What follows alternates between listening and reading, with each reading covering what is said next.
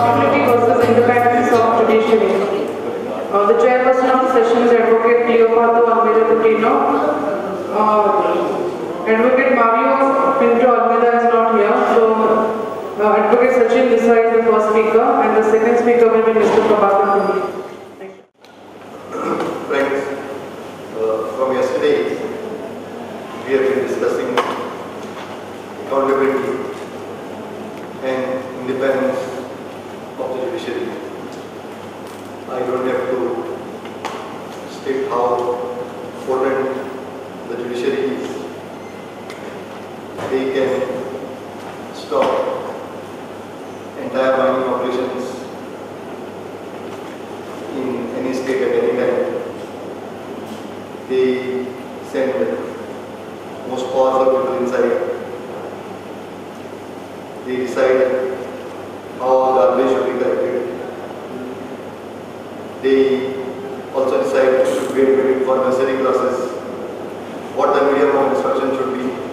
So if you look at it, I don't think there is any other institution or organization as powerful as the Indian judiciary. Even the President of India, the first President of United States, is answerable to the people at the end of the term and also to the Senate. But here in our country, we have been talking about independence of judiciary with a thing that if you talk about accountability, then the independence is at peril. I had spoken yesterday, Mr. Sachin Desai is there, and my friend Prabhakar Tumble. Prabhakar Tumble has an advantage over us because he does not practice in the court. So he can talk better than many of us, because when we talk, we normally try to restrain us and restrain ourselves with whatever we have to say. In these few words, I request Sachin to make his presentation. Chairman for this session, Advocate Cleopato Coutinho, co-speaker Mr. Timle, ladies and gentlemen.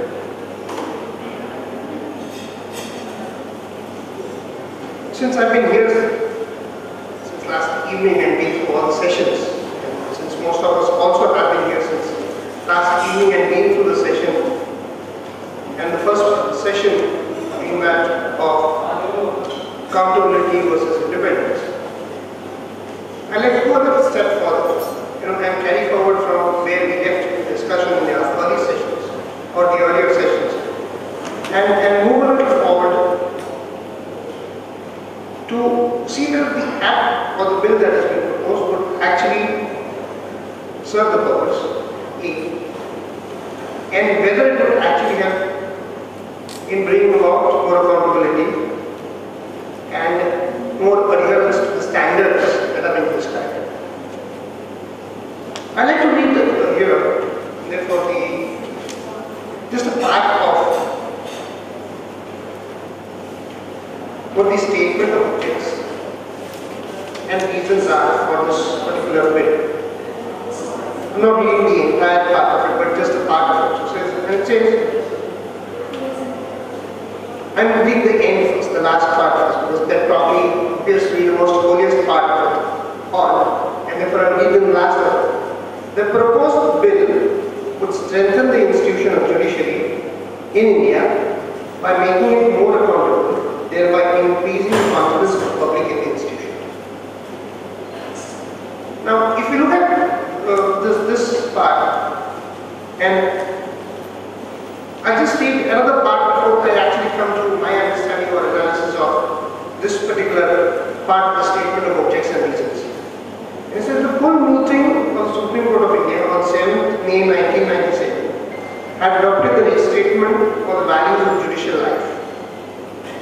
The above restatement lays down certain judicial standards which are to be followed by the judges of the Supreme Court and the High Courts. However, this restatement of values of judicial life does not have any legal power and cannot be enforced. It is said that the judicial standards also be made a part of the statute to give it the requisite legal sanction. This measure is also likely to increase public confidence in the judiciary considerably, as the judges will be required to follow the prescribed judicial standards. Now, if I might take my discussion further from here, probably the authors of the bills, so to say, have taken leave from the meeting, which probably, in my understanding, puts itself on two things. One, the public perception of the judiciary has fallen. I repeat that the public perception of the judiciary has fallen from the high esteem of the public in the judiciary. One. And two, that they need to codify a set of standards so as to bring about a strict adherence to it. If I may be permitted to dissect both the situations and see whether it will then take us to the last part that I read. It says, strengthening the institute of the judiciary in making it more accountable and thereby increasing confidence of the public in the institution is a question that we need to answer by virtue of this bill. If we go back and therefore analyze this, why is it that in public opinion the esteem of the judiciary has fallen? There is a question that each one of us who is related to the system, and all of us in fact, we may be litigants, we may be citizens, the citizenry as a whole has to think and question, why is it that in the esteem of the public, or I'm sorry, in the opinion of the public, the esteem of the judiciary has fallen? Well, we used to 2-minute Maggies these days. It starts there, right? Everybody is impatient about getting things done. I mean, look, within ourselves, who's going to spend so much time running after it? Let's get the shortcut out. And probably this is the psyche that the entire society has gone through. Therefore, for anything and everything that we want to do, you go to a railway station, you try to break the tune. You go anywhere else, and you do the same. You get the slightest opportunity to break the rule to your benefit, you would do it. Now, judges and lawyers are human beings too.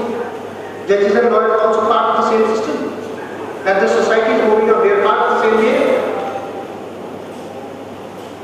Now, when we understand therefore that if it is within most of us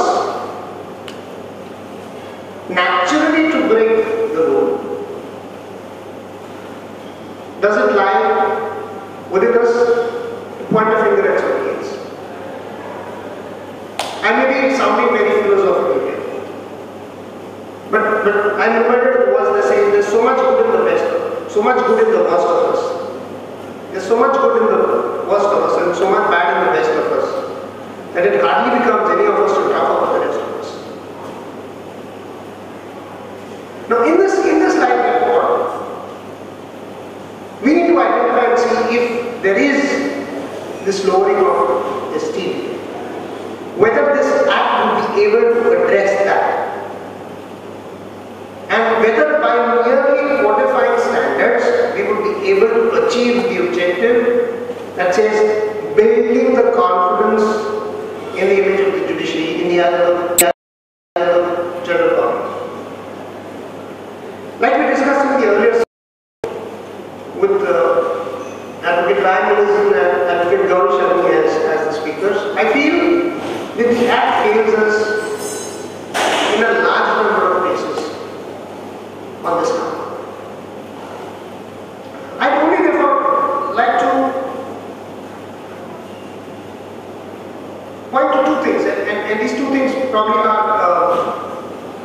something that I think very deeply about. Now, if you look at the Act, there are a number of committees. There is an oversight committee, then there is a scrutiny panel. Right? The procedure as was explained earlier. The oversight committee looks at the complaint, they find there's something privacy, they send it to the scrutiny panel. The scrutiny panel then has 3 months time, get back with its report to the oversight panel. At the end of the day, we do not know what we started to do, and at the end of the day, what is it that we will be able to achieve. Now, I look at it this way, that if there are too many committees in the Act, I think it ought to have been one committee for all the things. When one committee is seized of it, from the start to the end, be able to complete the entire inquiry and make a report. Just imagine, for any of us who's gone to court and had a matter pending for 1 year, just put yourself in that situation. That if you've gone to court and you had a matter pending for 1 year, what is it that happens to you? Psychologically. It's very few people who at the end of the day still have it within them to say, no, I'll not let go of it. Right or not? And then when that is normal human psychology, why is it that they are not able to finish in terms of the act itself? They give them a time frame of 1 year. 3 months to the oversight committee, 3 months to the scrutiny panel, and another 6 months to the investigative committee. In issues involving misdemeanor, in issues involving improper behavior, in issues involving corruption by the judiciary, or for that matter, anybody else. Why? That we are unable to bring in justice home first. Now, therefore, I think in this respect, the Act fails. The Act fails in this respect because it is unable to, in the first place, create confidence about procedure.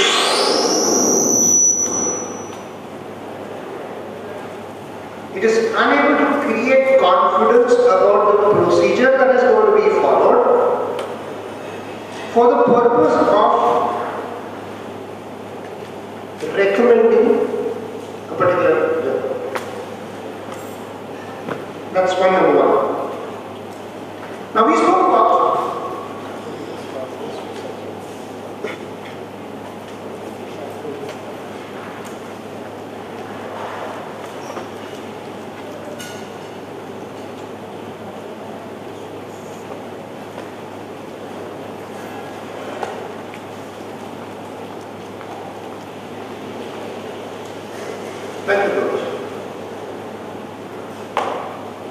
Now, we spoke about also the punishment. And what are the punishments under the Act? The punishments under the Act are A, an advisory, or to a report which goes to the President of India, and then the process of the impeachment will start. And as you would have it, and as every speaker has said since yesterday, impeachment is the exception. All other things are the rules. Now, if in such a scenario, would the object of strengthening the institution of the judiciary and by making it more accountable, thereby increasing confidence of the public in the institution, is it going to be achieved? Is a question that each one of us should ask, and probably each one of us should find therefore a recommendation that will come forward against it. Now the other issue that we have and my colleague Advocate Gaurish has very rightly suggested is why is it that the Act is only made for the judges of the Supreme Court and the High Court. What about the other lower judiciary? Are they? I mean, I will give you an example, and this is an example that sometimes we use as a joke. It says, you know, when a judge comes to Apsa, once in 5 years they will have one of them going home. I mean, going home for complaints of either corruption or complaints of misconduct. And this at times we use as a joke. Yours truly has been the complainant in 2 such occasions. Now, what happens? What has been my experience in this? My experience has been straight and simple. That says, number one, they say forget it, just sweep it under the carpet. Let it be, we are all human beings and therefore bound to err, and to err is human. And everybody starts getting philosophical about it. What do you teach your children at home when the first time your child lies? What do you teach your child at home when the first time the child lies? And what do you say? Don't do this. You know, it's a sin. Right or wrong? We bring up our children in that fashion.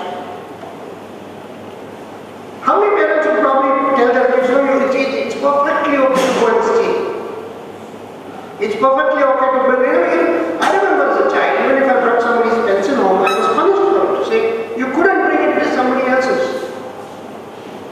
And as we grow older, we probably start doing the same things ourselves. There is a new website. It's on Bribe Taker, you know, and some of you must have read about it a couple of days back. And each one puts, if I paid a bribe, then I put it on to say I paid a bribe, and I'm feeling so bad about it. You know, then there are. But if you see who the guys who actually got onto the website, and none would know who themselves. The majority of the complainants have been outsiders. Now, I'm only trying to draw a point over here. What is the point? The point is straight and simple. That it is more of training your mind and your conscience. And probably I use the word training the conscience because the conscience also has to be taught what is right and wrong. It doesn't come naturally. To a flock of wolves, hunting an animal is the right thing, right? So similarly, for a human being, what is right and what is wrong, probably that starts from childhood.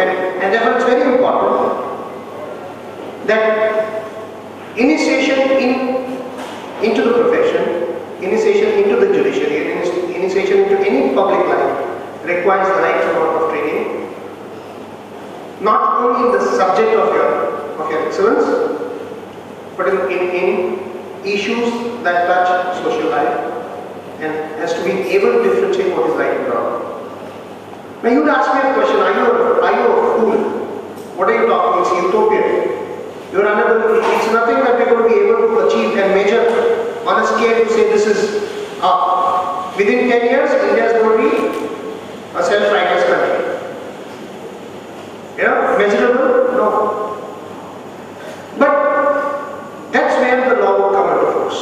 The deterrent is important. If the deterrent is going to be something that you can get away, like you do act and get away with it.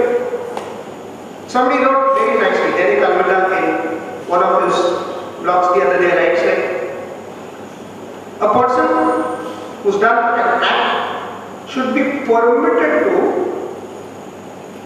choose his punishment. And this is basically, the act is that way, that it permits a judge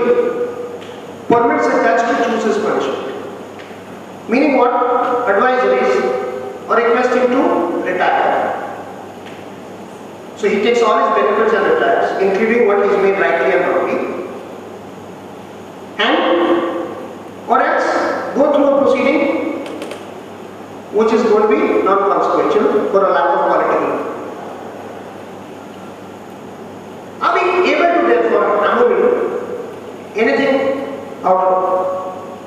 in terms of building public faith in the institution? The answer is no. I may sound negative, but the answer is no. And therefore the act needs to be a stronger act, where the deterrent is such,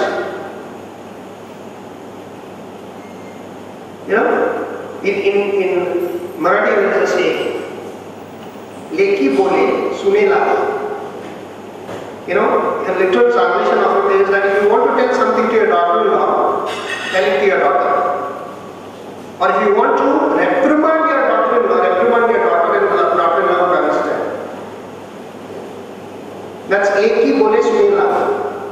Now if we need to bring in the deterrent here, the deterrent has to be harsh enough for people to take notice.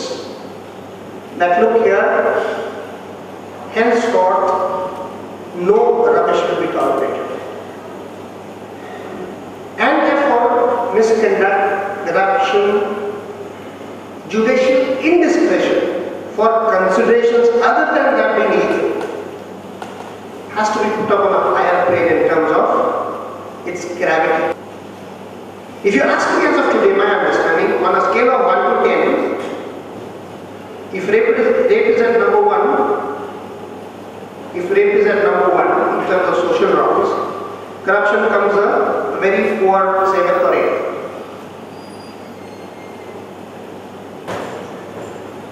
Now, the act therefore needs to address it, and my humble opinion is that the act does not address this question. 1, that the punishment has to be determined. 2, it is not only the high judiciary but the entire judicial system that has to be brought within the envelope of this act. The act is not taking us anywhere. We need to, the act they say wants to repeal the earlier act. What was the earlier act? The earlier act was the, like speakers have mentioned in the morning, the Judges Inquiry Act of 1968. Now in that act there was no time frame. For years together an inquiry could go on. And it could just go backwards and forwards and get you nowhere. Now they're probably trying to correct it by bringing it within 1 year's time frame. But considering the age that we are in, whether that 1 year also serves the purpose, it does not. What is the other part of the act that they want to change? The other part of the act that they want to change is they are now, if you look at the committees and others, they are trying to bring in either the executive or persons nominated by the executive in some way so that some control can be brought in. I mean, with due respect to all concerned. We are here only to blackmail one another. We are only looking to blackmail one another to say, okay, or let's put it this way, I scratch your back, you scratch mine. And therefore the entire act is going to be lost in that. Either it's going to be you scratch my back or I scratch yours, or okay, so you do this or else I do this. Finally, who's going to be the martyr? The confidence of the people is definitely going to be the martyr. My humble opinion therefore is that the act does not serve the purpose for which it ought to be, for which it is in terms of the statement of objects and reasons that it needs to be brought in. It needs to be strengthened. It needs to bring in more people. One of the speakers in the earlier sessions did mention, bring in civil society, bring in the lawyers, bring in the lawyers association, bring in so many people. Let there be transparency, like spoken yesterday, let there be transparency in appointments.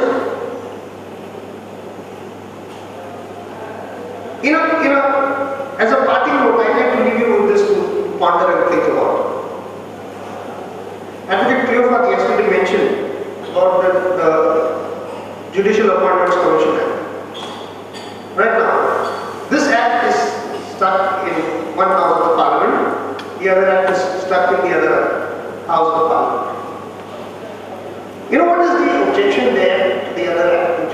It's says that it would take away the independence of the judiciary. And lawyers, you will be surprised that this is the opinion of the Bar Council of India. The Bar Council of India says that the Judicial Appointment Commission bill is going to take away the independence of the judiciary, and that the collegium system has been going on for donkey's years and it is working super fine. Friends, in all other countries in the world and in a lot of Commonwealth countries, both these acts are in place. Judicial Standards and Accountability Act is in force already in the UK since 2006, and since 2001, the Judicial Appointments Commission Act is in force. The lawmakers and the judiciary have divested themselves from the responsibility of these two things. And it is civil society and civil servants who are, and the system has worked very well. Don't you think it can work in India with the right amounts of measures and checks? I think it can. It's just that we lack the political will. And probably the collective will for our voices to be made heard, to say, look here, stop the rubbish, stop fooling us, stop wasting our time, stand up and act. Thank you. Thank you, Sachin. Sachin has dissected the 2010 bill. Feels that there is no transparency even in the three committees under that bill. He feels that public faith in the institution shall not come through that bill. He wishes that the bill has a deterrent effect. But from what we have been seeing yesterday, even that bill, which Sachin feels is a big bill, he is not making any headway in the present system. I now request my friend Prabhakar.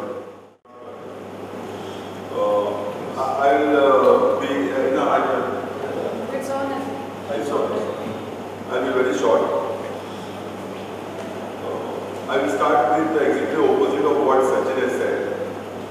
Sachin said that the esteem of the judiciary is falling. And I want to start with exactly by saying the exactly opposite thing. The judiciary is held in high esteem by everybody. And the main problem is that it is held in high esteem. See, people are losing faith in the legislature, ministers and administrators. And the judiciary is gaining faith of the people. So much so that the people are happy if all references are made to judges and retired judges. People are happy and satisfied that finally justice will be done. Everything has to be decided by either a sitting judge or a retired judge. That's the status in the society as of today. So much so that if you have got a race of confidence, just as a marathon, and if you announce a marathon for confidence, the judiciary will defeat the executive and the legislature. Now this is not a very good sign for strengthening and widening of democracy. That judiciary wins the race of confidence by defeating the executive and the legislature. For strengthening and widening of democracy, what is required is that all the three organs have to win the race. But right now the public perception is different. See the craftsmanship of the judges and the judiciary. They have independence. They have no accountability. And yet the people hold them in high esteem. I look at this particular picture. Rather than saying that judiciary is not held in high esteem. Judiciary and judges are held in high esteem. Craftsmanship is strong. They enjoy independence as per the constitution and as per many other laws. But they don't have accountability. Now I make 4 propositions why I feel that they don't have accountability. The first one is for you to think, will a judge not fall for notes, points and real estate? Exceptions may be few, but compliance to surrender to these exceeds the exceptions. We don't talk about it much because judiciary is independent. corruption in the judiciary, though it is rampant.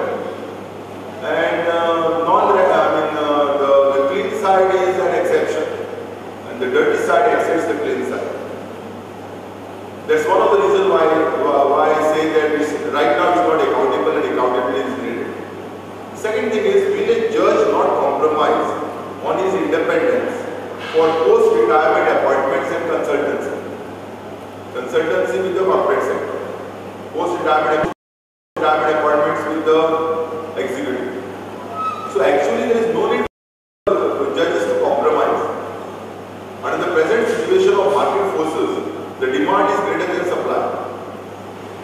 More retired judges are required in many positions because a lot of authorities have come, a lot of quasi-judicial authorities have come, and by law we have made it compulsory that all those posts should be of retired judges.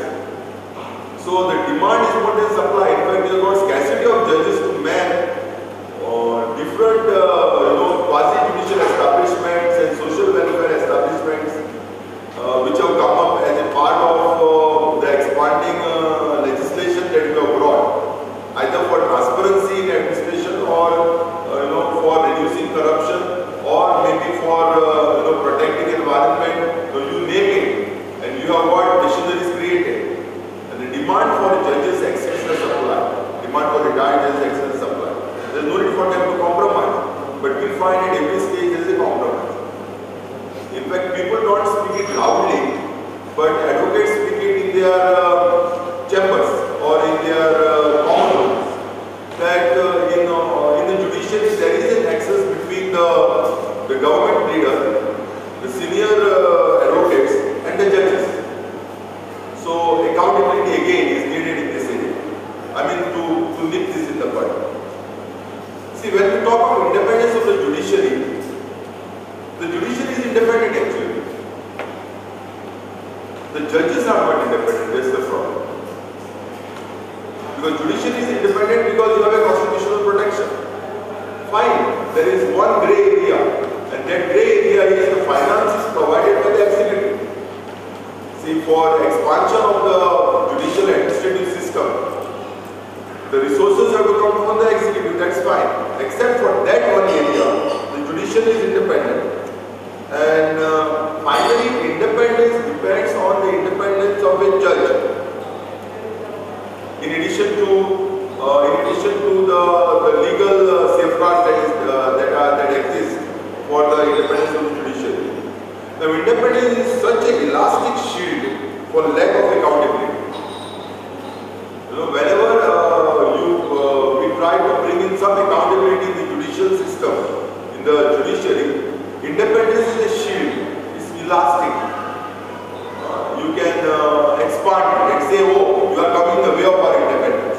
It is just like secrecy is a shield in defense. Anything you talk of defense, you cannot talk because there should be secrecy. Because defense is guarding our borders. And that's why you find the height of corruption is in defense. And the height of other type of crimes are also in defense. And that goes on, and we don't go more into it. We don't expect accountability there because of the secrecy of defense. So similarly, independence of judiciary is just like secrecy of defense. I come now to accountability. And in the judicial accountability bill, what should be the deliverables in terms of accountability? The first one is, according to me, to respect the independence of legislature and executive.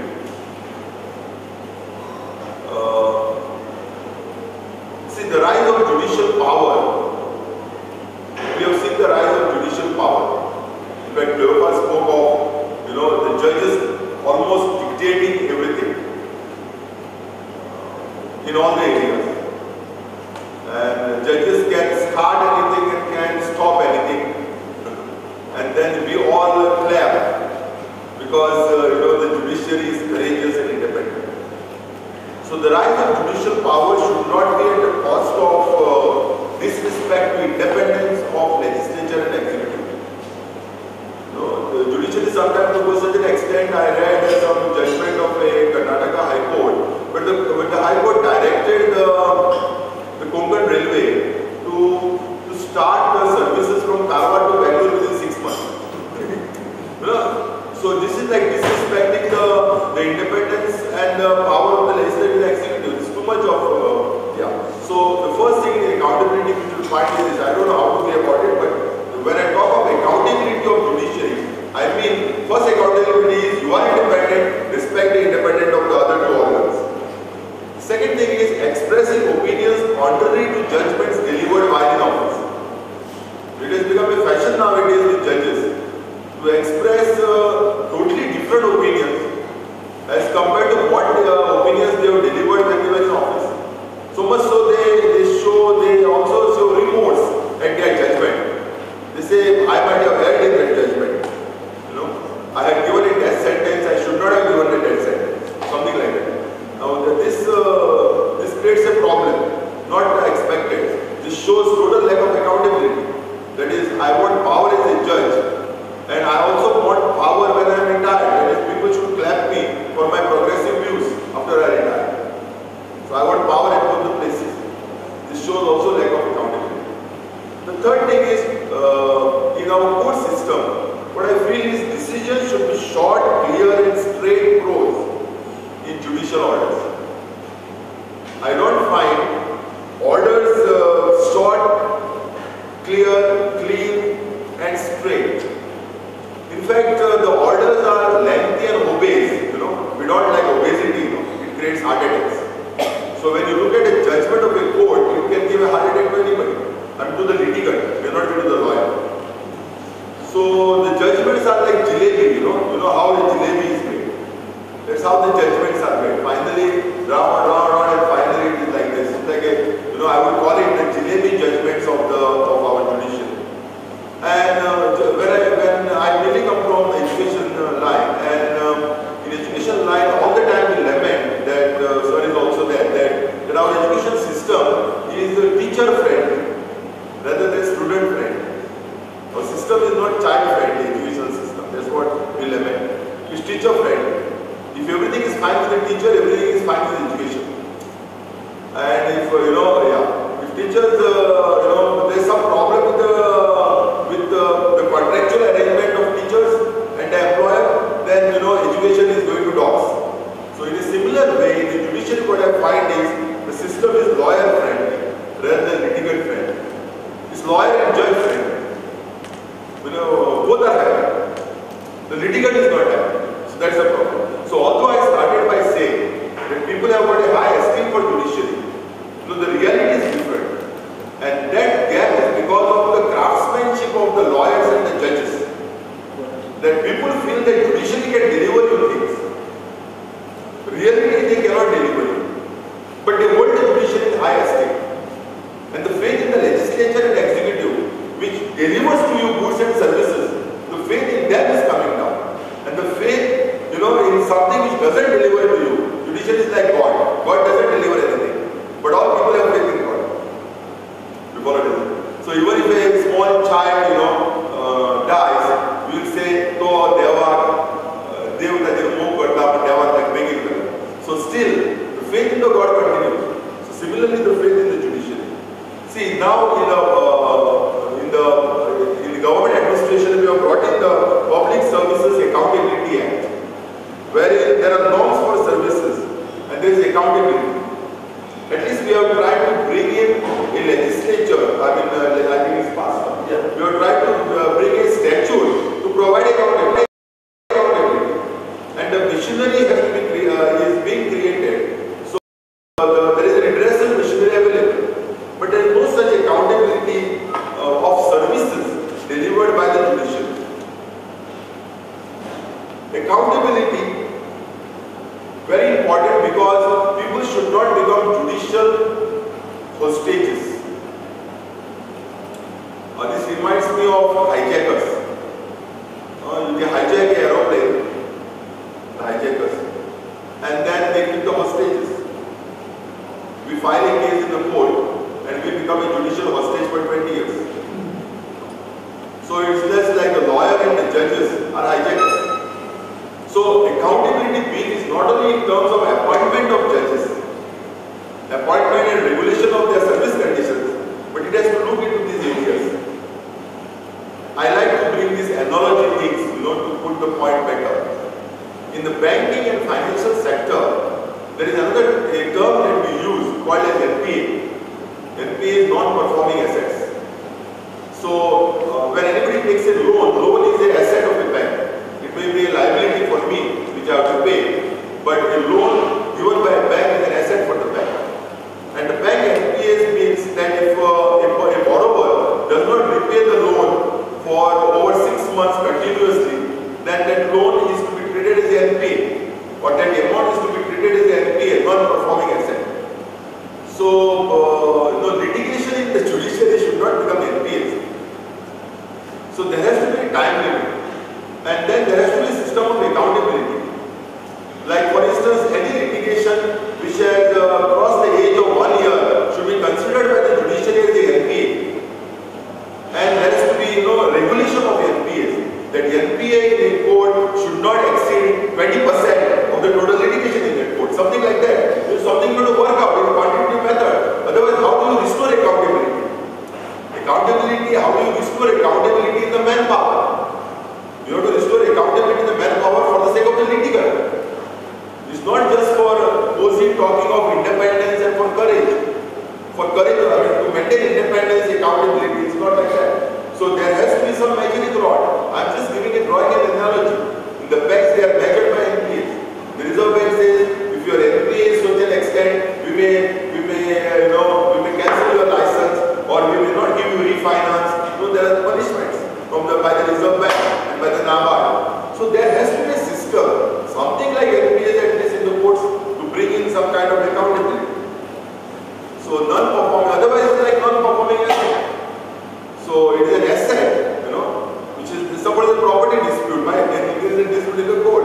So it is there, it is an asset in the court, it's not performing for 20 years, 25 years, for 15 years. So it's like a non-performing asset. And courts, if they want to discipline themselves, they have to introduce a quantitative system of measurement. They can put different ages for different kind of litigation, and then say this is our NPA, and we have to reduce this NPA by the end of the calendar year or by the end of the financial or something like that. Otherwise, nothing will happen. Now, as far as the accountability is concerned, we feel that judiciary is independent. We feel judiciary is accountable because of judicial courage. Why people have high esteem for judiciary? Because people feel that judges have courage. In fact, the courage overflows. The courage is like a flood. But when I talk of accountability, I am talking of judicial integrity. So I am making a difference between courage and integrity. The Indian judiciary overflows with courage, but there is a drought of integrity. Integrity means they are not accountable, but courage is there. And sometimes we confuse courage with integrity. What a courageous judge, what a courageous Supreme Court, what a courageous High Court. But where is the integrity? Integrity in terms of accountability. And hence, policing judicial misconduct, we need a mechanism. When I look at judiciary, I can broadly say there are two types of functions done by a judge. When you are talking of independence of judiciary, it means independence of the judge or of the judicial officers in the judicial system. So I broadly think of two types of functions done by the judiciary. One is administrative and the other is judicial. Now, administrative functions should have strict rod of accountability. We cannot rule out accountability there because to maintain independence of judiciary. When I talk about administrative functions, what I talk is fund utilization, recruitment, promotion, transfer, suspension, disciplinary action. All these functions are done by judges. So they are administrative functions. And there has to be total accountability there. And we find judges give sermons to corporate sector and judges give sermons to the government. In terms of recruitment, promotion, transfer, suspension, disciplinary action. They strike down governmental action. They strike down action of companies. But they themselves don't follow these principles when the judges perform these kind of functions in their own courts. And that is the feeling that I get.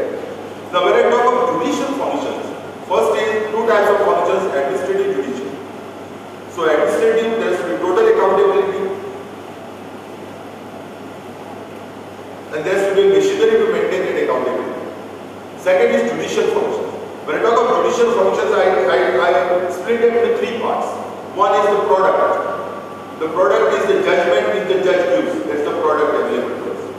The second is the delivery process. The product, you arrive at a product to a delivery process. So there is a manufacturing going on in the court. You know, the advocates argue, so it's nothing but a manufacturing process. There is a delivery system. There are notices issued. You know, whatever it is, notices are published, if not summons are issued. So it's a delivery process. So when I talk of judicial functions, one is the product, the other is the delivery process, and third is the conduct of the judge. As far as the product is concerned, there should be total independence. Because the product is, there should be total independence. But there has to be accountability in delivery process and conduct. There have to be rules and regulations. There have to be some kind of a rules and regulations. It may be self-rule, self-regulated, or it may be by act. In the delivery process, there have to be norms in delivery process and conduct. The product can be totally independent, but there has to be accountability. I use the word independent accountability in this way because sometimes we feel that if there is accountability, it will erode independence. But my conclusion is judiciary should guard its independence through accountability. That's all.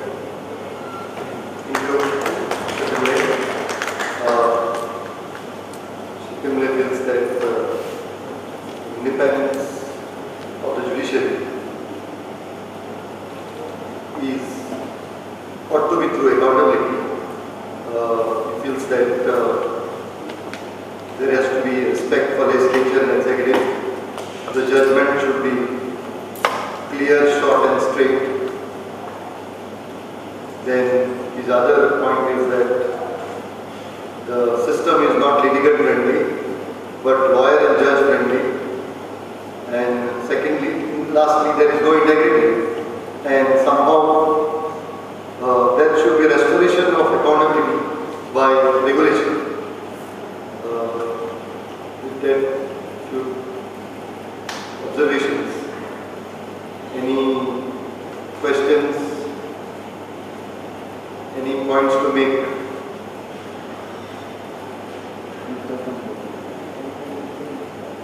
Yes.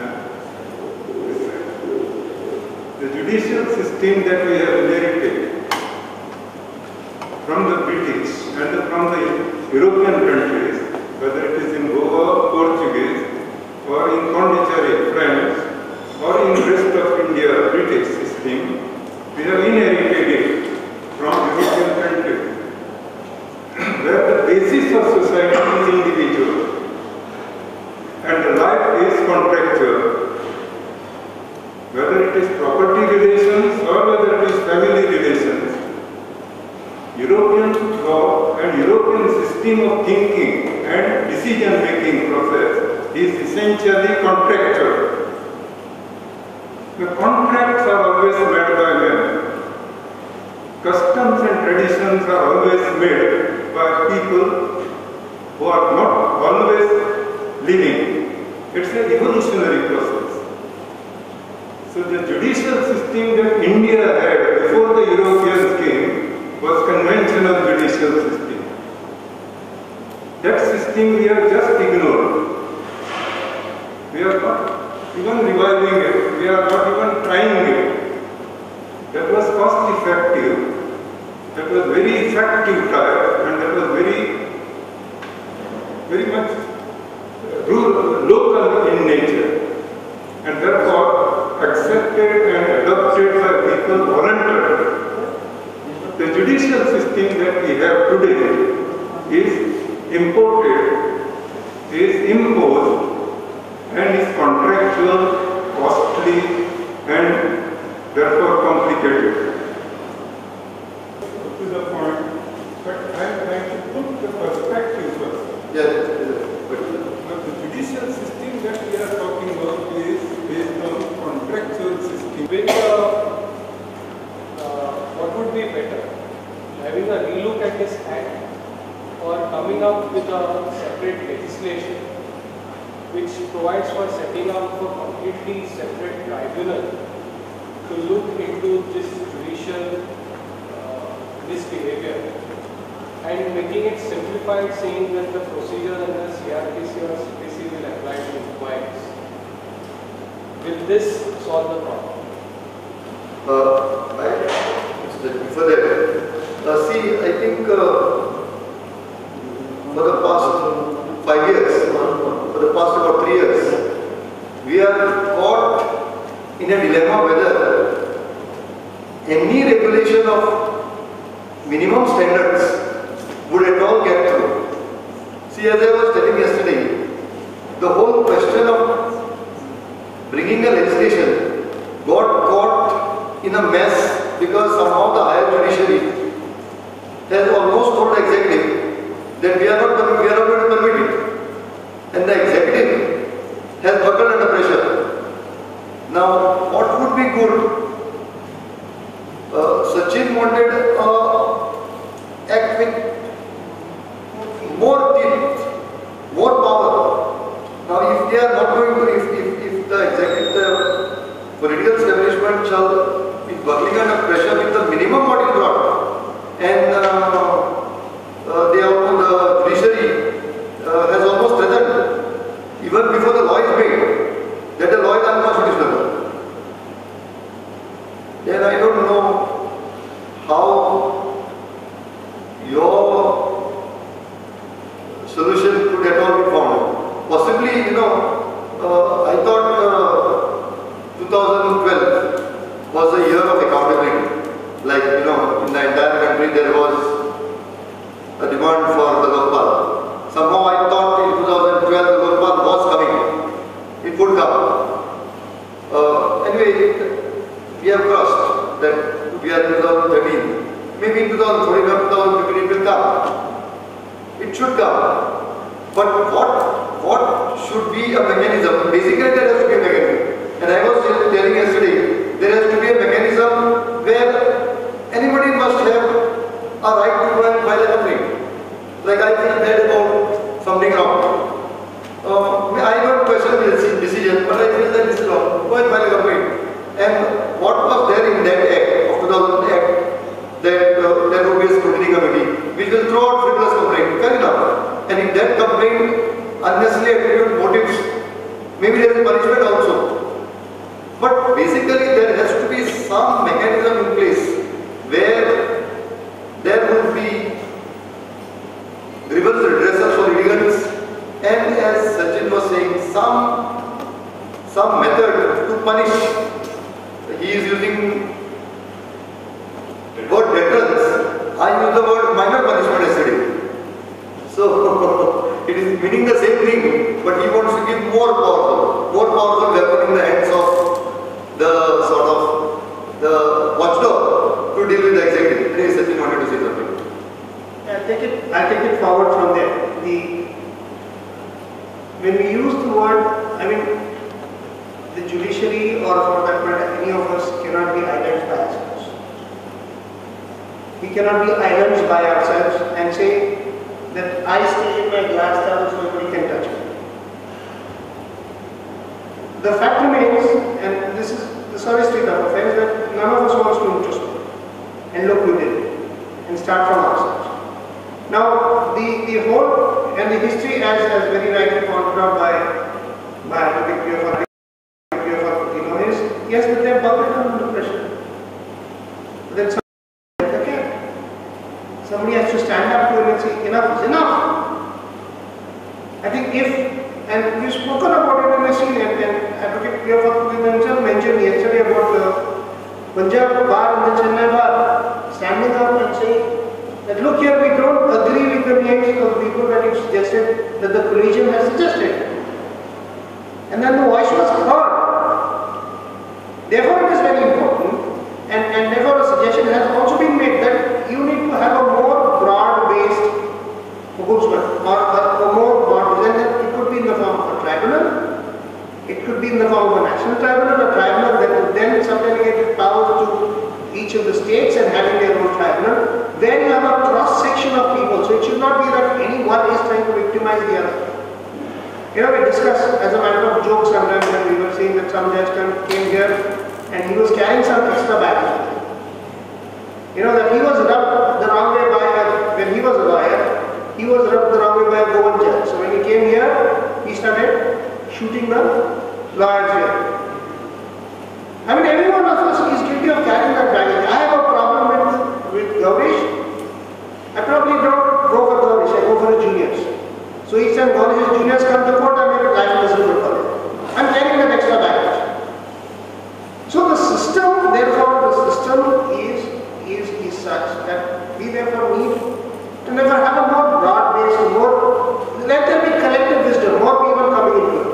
And therefore my suggestion is say, in that ombudsman or in that tribunal, not only have retired judges, but you would have people from the civil society, you would have them from the lawyers association, you would have them people from various other walks of life. I mean, the system of a jury in America, I mean, I've seen it in so many of us have seen it in the movie, but they're all lay people who come there, who listen to arguments and then they give their say. Why is it that the system is working there? And litigation there is much faster. Why is it faster? Probably the volumes are less, fine.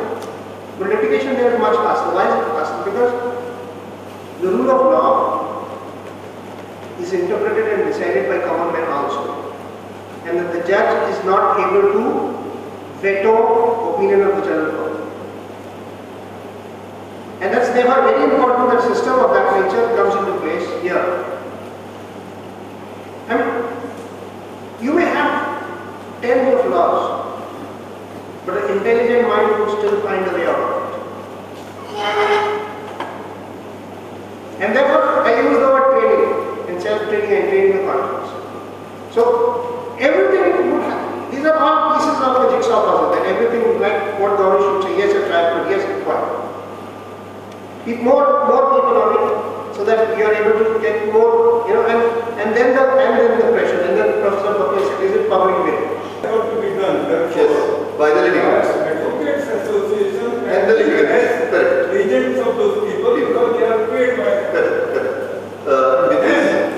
they must hear them, they must register their complaint, write it down, interview them, and get convinced that they have genuine problem. Yes, correct. Correct, yes, Professor Bakri. Thank you for your views. Correct. And not by what they write.